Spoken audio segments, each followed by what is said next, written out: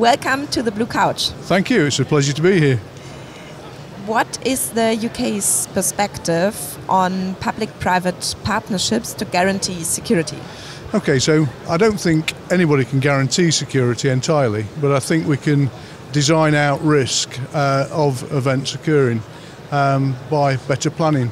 In 2013, I wrote a chapter in a book, the Homeland Security Handbook, and the title of that was Collaboration, Not Isolation. And I think one of the points I was trying to make was that by better collaboration in the UK between the business sector, the domestic sector, and law enforcement security services, we could get better intelligence sharing, better information from the communities, and thereby start to design out a lot of the risks that we're encountering just by better coordination and value in the knowledge of the domestic community. Probably in 2010, going back quite a while, we formed a body called the National Business Crime Forum, and we pulled together a multitude of different membership bodies from across the UK that represented business, so Chamber of Commerce, Federation of Small Businesses, Eurochambre, Chamber of Trade, recognising that they're all trying to address business risk and business security issues, but doing it disparately. And actually, by pulling them together and getting one coordinated response, we were able then to better engage with government and lobby them to put the emphasis on engagement with the private sector to better get intelligence from the whole community. And when you think about a policeman or a security professional trying to engage with a large community, it's one person trying to engage with a lot of people. Actually, if you can embrace them and get them working with you, then you've got a lot more eyes on the street. And as a business, CPTED-UK, we pride ourselves on physical security, crime prevention through environmental design, but we recognise that by engaging with communities as well, you get a better perspective on the problem.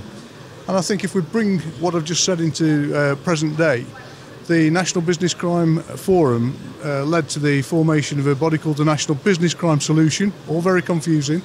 But actually what that does now is it's a private sector intelligence cell that liaises with policing in the UK through the National Business Crime Centre, which is a police-run function, and they share intelligence from the private sector with policing and vice versa.